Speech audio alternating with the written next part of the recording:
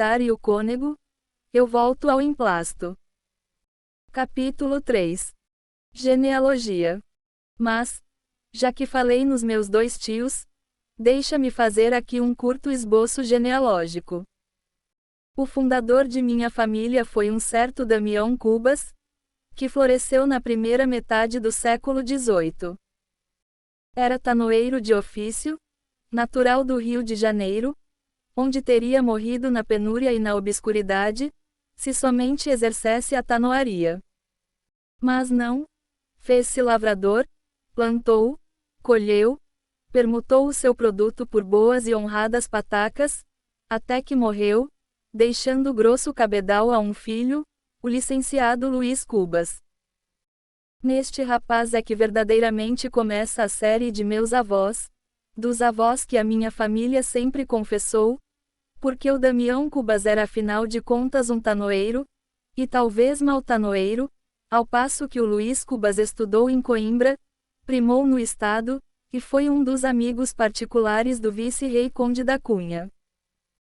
Como este apelido de Cubas lhe cheira-se excessivamente à tanoaria, alegava meu pai, bisneto do Damião, que o dito apelido fora dado a um cavaleiro, herói nas jornadas da África, em prêmio da façanha que praticou arrebatando 300 cubas aos mouros. Meu pai era homem de imaginação, e escapou à tanoaria nas asas de um calembur. Era um bom caráter, meu pai, varão digno e leal como poucos. Tinha, é verdade, uns fumos de pacholice, mas quem não é um pouco pachola nesse mundo? Releva notar que ele não recorreu à inventiva senão depois de experimentar a falsificação. Primeiramente, entroncou-se na família daquele meu famoso homônimo, o capitão Mor Brás Cubas, que fundou a vila de São Vicente, onde morreu em 1592, e por esse motivo é que me deu o nome de Brás. Opôs-se-lhe, porém, a família do capitão Mor, e foi então que ele imaginou as 300 cubas mouriscás. Vivem ainda alguns membros da minha família, minha sobrinha Venância, por exemplo, o lírio do vale, que é a flor das damas do seu tempo, vive o pai, o Cotrim, um sujeito que. Mas não antecipemos os sucessos, acabemos de uma vez com o nosso emplasto. Capítulo 4. A ideia fixa. A minha ideia, depois de tantas cabriolas, constituíra-se ideia fixa. Deus te livre, leitor, de uma ideia fixa, antes um argueiro, antes uma trave no olho. Vê o Cavour? Foi a ideia fixa da unidade italiana que o matou. Verdade é que Bismarck não morreu, mas cumpre advertir que a natureza é uma grande caprichosa e a história uma eterna loureira. Por exemplo, Suetônio deu-nos um Cláudio, que era um simplório, ou uma abóbora, como lhe chamou Sêneca, e um Tito, que mereceu ser as delícias de Roma. Veio modernamente um professor e achou meio de demonstrar que dos dois Césares, o delicioso, o verdadeiramente delicioso, foi o abóbora, de Sêneca. E tu, Madama Lucrécia, flor dos Borgias, se um poeta te pintou como a Messalina católica, apareceu um Gregorovius incrédulo que te apagou muito essa qualidade, e, se não vieste a lírio, também não ficaste pântano. Eu deixo-me estar entre o poeta e o sábio. Viva pois a história, a volúvel história que dá para tudo, e, tornando a ideia fixa, direi que é ela a que faz os varões fortes e os doidos, a ideia móvel, vaga ou furta coreia que faz os Cláudios, formula Suetônio. Era fixa a minha ideia? Fixa como? Não me ocorre nada que seja assaz fixo nesse mundo? Talvez a lua, talvez as pirâmides do Egito, talvez a afinada dieta germânica. Veja o leitor a comparação que melhor lhe quadrar, veja e não esteja daí a torcer-me o nariz, só porque ainda não chegamos à parte narrativa destas memórias. Lá iremos. Creio que prefere a anedota à reflexão. como os outros leitores, seus confrades, e acho que faz muito bem. Pois lá iremos. Veja o leitor a comparação que melhor lhe quadrar, veja e não esteja daí a torcer-me o nariz, só porque ainda não chegamos à parte narrativa destas memórias. Lá iremos. Creio que prefere a anedota à reflexão, como os outros leitores, seus confrades, e acho que faz muito bem. Pois lá iremos.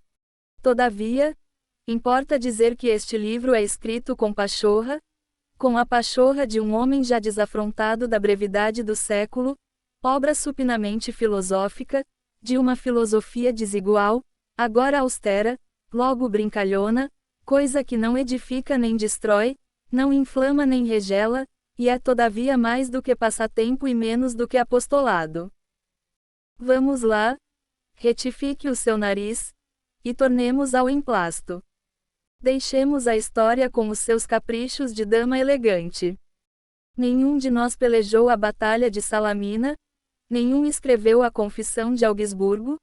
Pela minha parte, se alguma vez me lembro de Cromwell, é só pela ideia de que Sua Alteza, com a mesma mão que trancara o parlamento, teria imposto aos ingleses o emplasto Brás Cubas. Não se riam dessa vitória comum da farmácia e do puritanismo. Quem não sabe que ao pé de cada bandeira grande, pública, ostensiva, há muitas vezes várias outras bandeiras modestamente particulares, que se hasteiam e flutuam à sombra daquela, e não poucas vezes lhe sobrevivem. Mal comparando, é como a arraia miúda, que se acolhia à sombra do castelo feudal, caiu este e a arraia ficou. Verdade é que se fez graúda e castelã. Não, a comparação não presta. Capítulo 5. Em que aparece a orelha de uma senhora.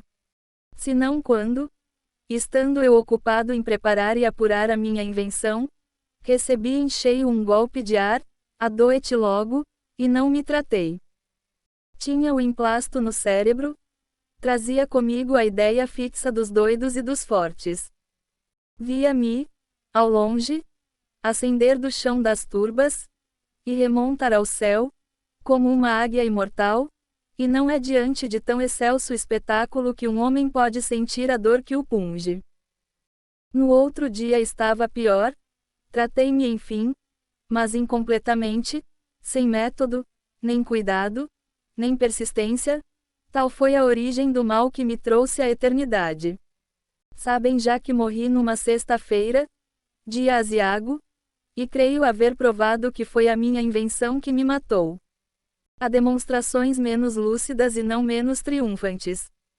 Não era impossível, entretanto, que eu chegasse a galgar o cimo de um século, e a figurar nas folhas públicas, entre macróbios. Tinha saúde e robustez.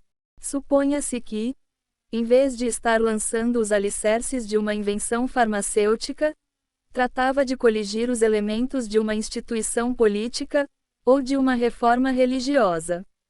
Vinha a corrente de ar, que vence em eficácia o cálculo humano, e lá se ia tudo.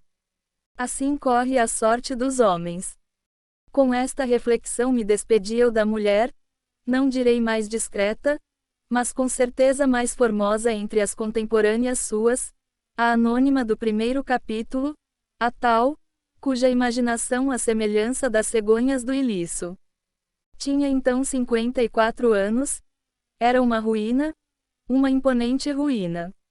Imagine o leitor que nos amamos, ela e eu, muitos anos antes e que um dia, já enfermo, vejo-a assomar à porta da alcova.